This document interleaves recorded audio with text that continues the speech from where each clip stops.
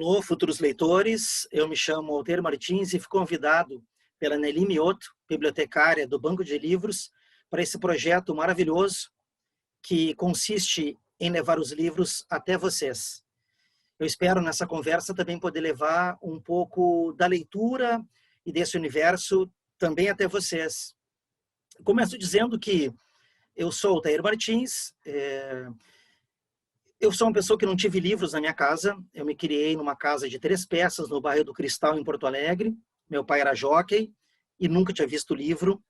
E a primeira vez que eu tive contato com o livro foi através de uma professora, eu faço questão de dizer o nome dela, professora Eunai, em Guaíba. Ela deu um livro de aniversário para o meu irmão mais velho, reuniu a criançada toda ao redor e leu a história em voz alta. Era a fábula famosa, né, do jabuti que diz para o urubu que vai para uma festa no céu, e engana o urubu e acaba indo escondido no bojo do violão do urubu para essa festa no céu. Ela leu a história, eu fiquei tão fascinado com aquilo, como é que aquelas palavras traziam aquela história toda.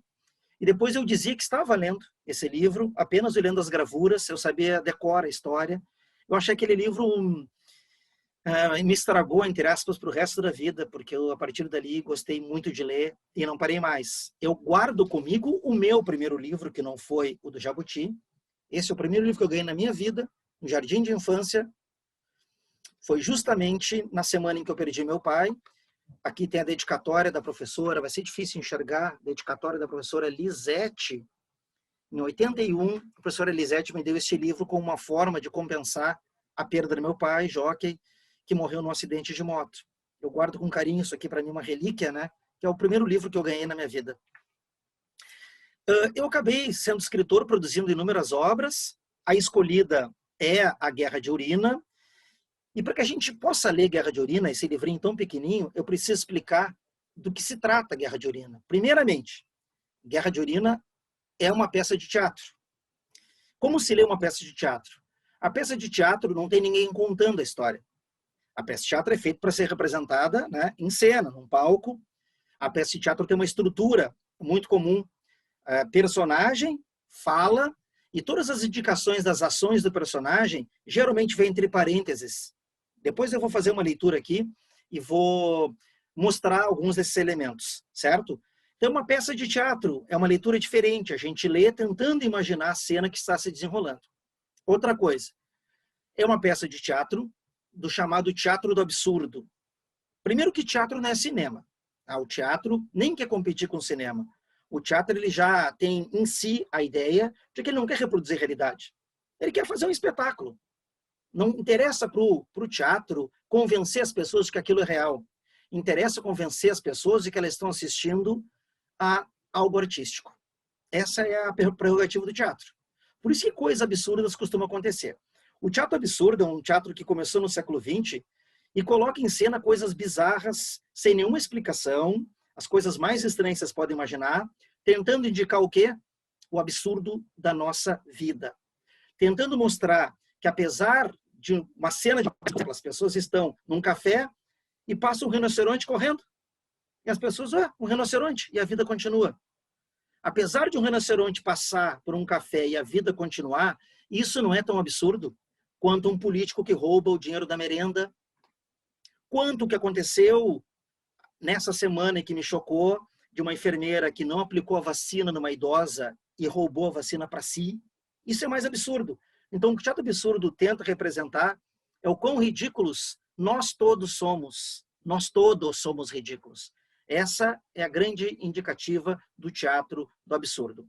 Sobre a peça Guerra de Urina, ela acabou recebendo o prêmio estadual aqui do Rio Grande do Sul, o prêmio Minuano. Vou largar o livro aqui para mostrar. Esse é o prêmio Minuano, como o melhor texto de dramaturgia do ano de 2019.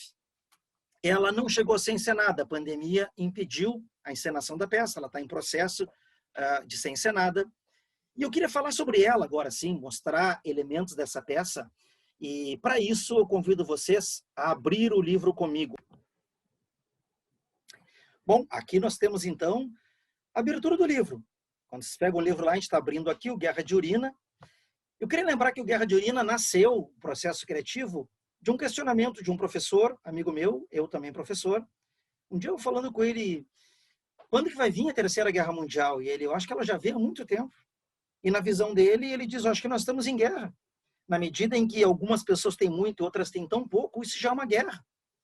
E ele colocou que a guerra talvez seja essa guerra da televisão, começou com rádio, a televisão, hoje a internet, a guerra das grandes comunicações, em que nós podemos nos comunicar com pessoas tão distantes e não nos comunicamos com quem está do nosso lado. Essa foi a tese dele e me veio uma ideia, eu quero escrever uma peça sobre essa guerra maluca, essa guerra absurda, que eu dei o nome de Guerra de Urina, que é uma ironia, ironizar o mundo em que a gente vive. Eu, para poder ilustrar a peça, eu convido vocês, isso aqui é o livro, eu estou abrindo com vocês o livro aqui, eu convido vocês a ver o cenário na página 13. Então, nós temos aqui, eu vou passar o prefácio, e vamos lá para o cenário da página 13. Porque o cenário indica o que está acontecendo. Ó. O cenário da peça. Imagina, vocês estão enxergando a peça, sentados lá assistindo a peça, quando a gente lê, a gente tem que imaginar isso. O cenário é reduzido ao que sobrou de uma casa durante a guerra. Ao fundo, porta e marco de porta sem parede. Janela e marco de janela pendurados sem parede. Um sofá amarelo de 2 lugares e uma televisão daquelas antigas de tubo e antenas numa mesinha de rodas. A televisão deve ser vista apenas de lado, ou seja, quem está sentado vê a televisão de lado. No primeiro plano, bolas de pilates de várias cores infladas de modo que permitam que os personagens as usem para sentar. Esse é o cenário. A gente entra e vê esse cenário. A gente tem que imaginar que tudo que se desenrola nessa peça passa por esse cenário. Acho importante falar dos personagens para que a gente entenda o que é a peça. A primeira personagem que nós temos em cena é a dona da lavanderia.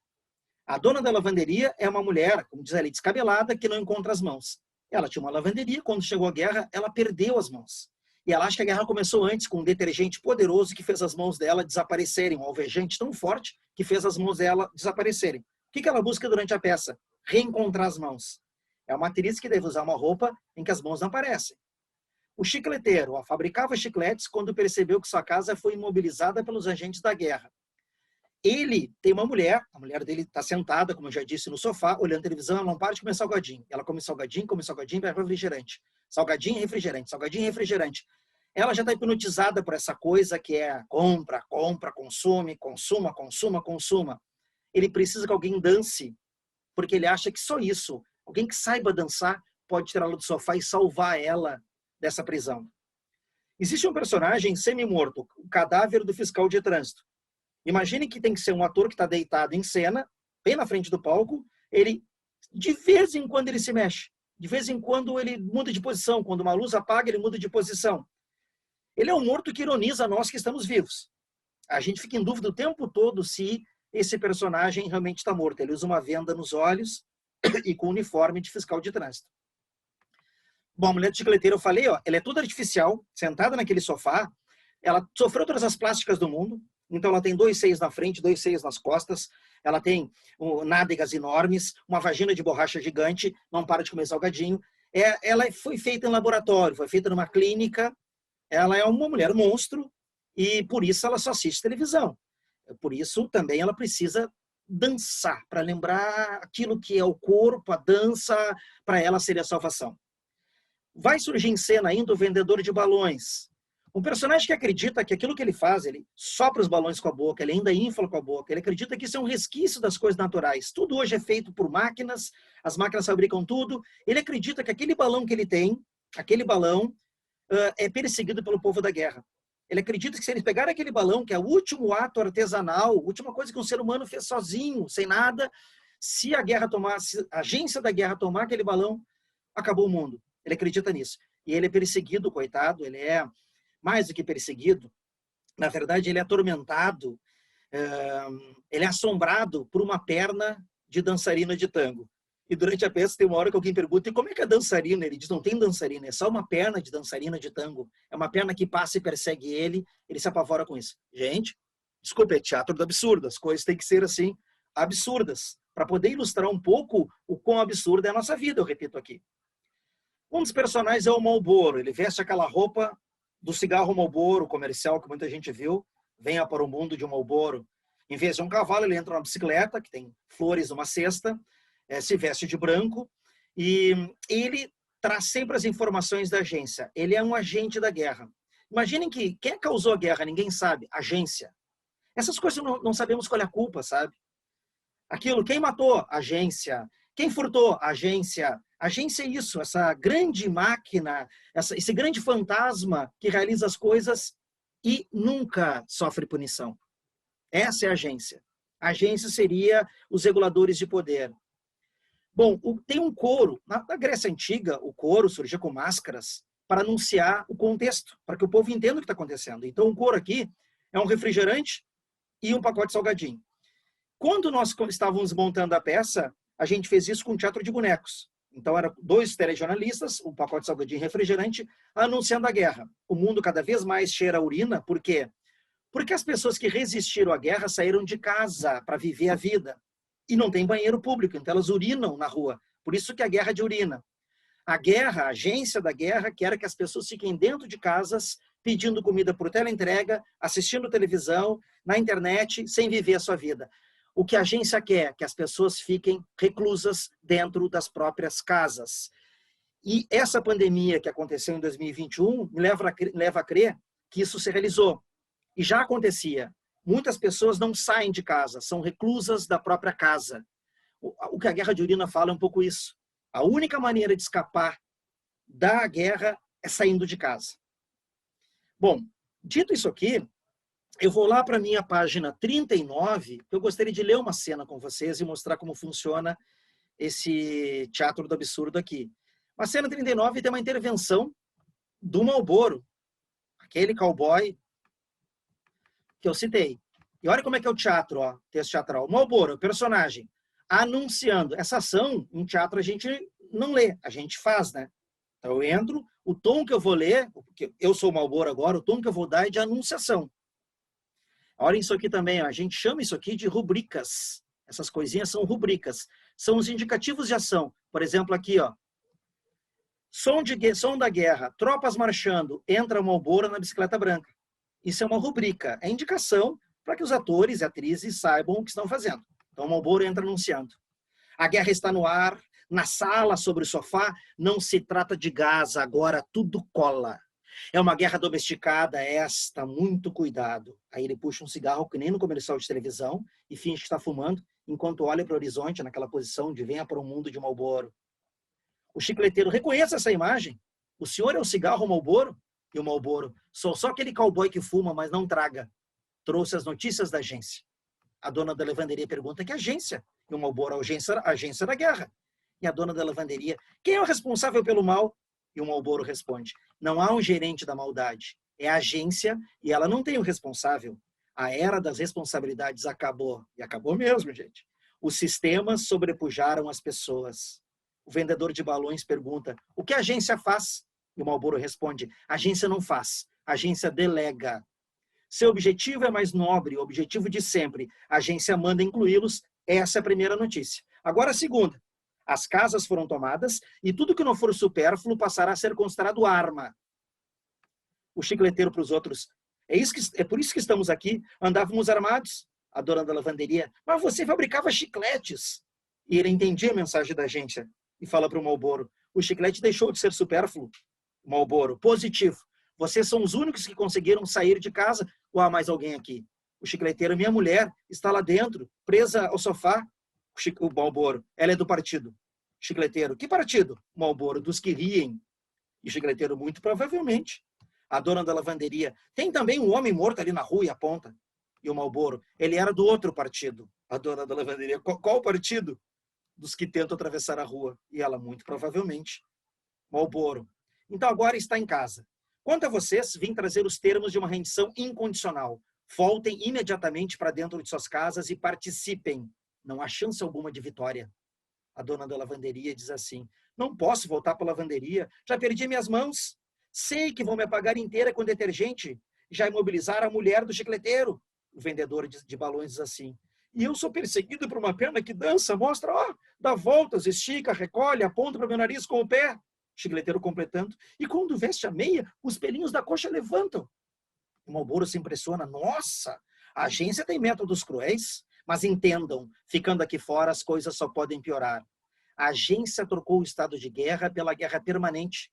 É que não há mais para onde se expandir. O globo tem limites. A agência pode comprar tudo, mas já não tem onde estocar. Daí a razão de se venderem imagens. Essa guerra, escutem só, é da expansão vazia. As bombas são só números, e esses números se acumulam sem que tenham significado. O chicleteiro, nos tornamos produto.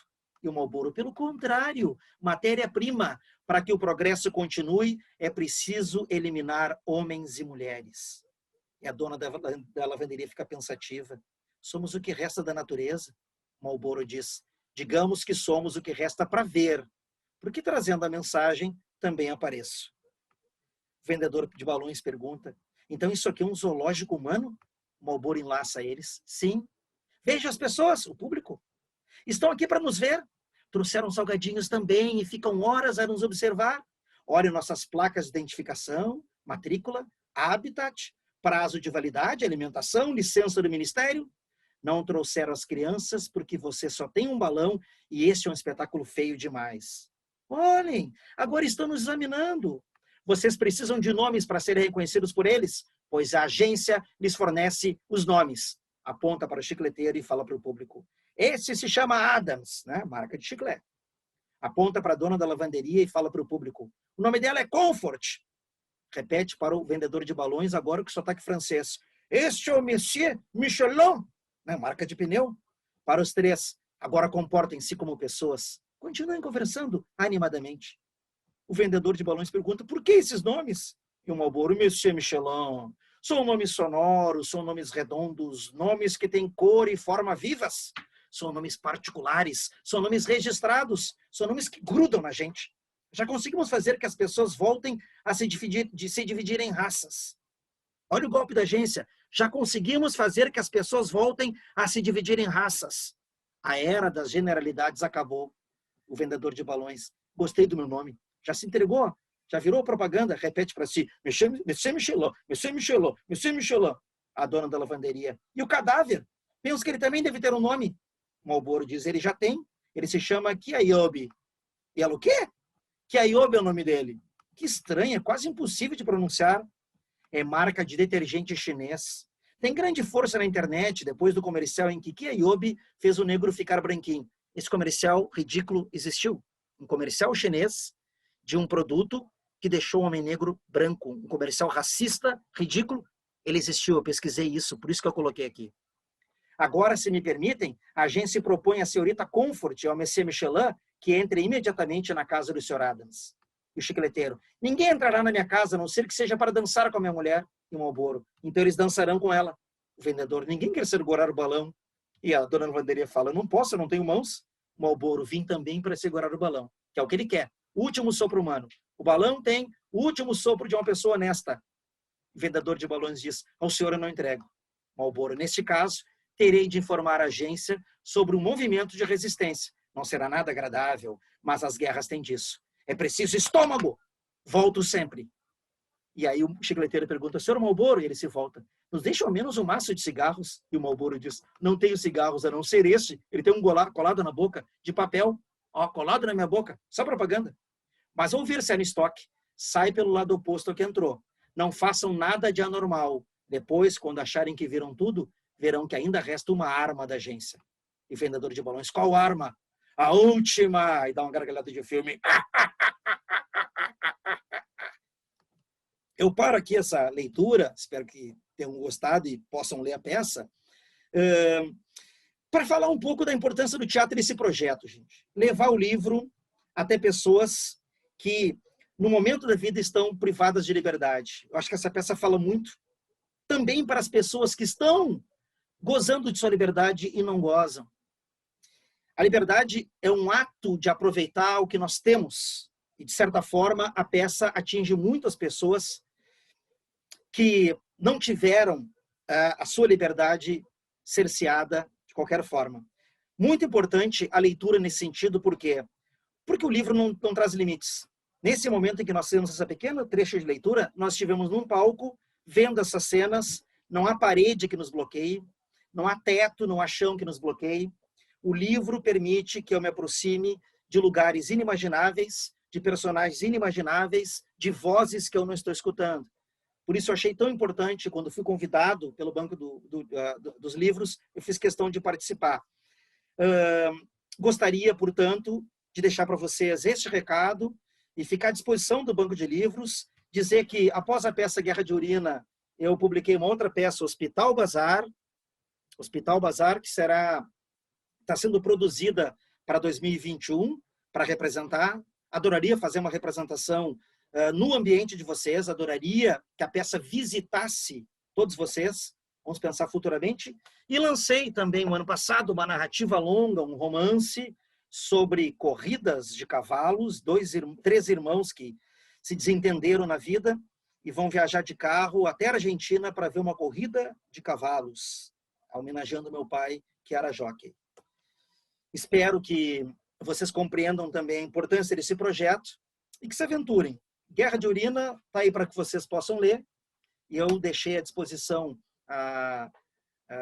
o meu contato para recados, para tudo que for possível, para Nelly Mioto, ok? Grande abraço a todos, boa leitura.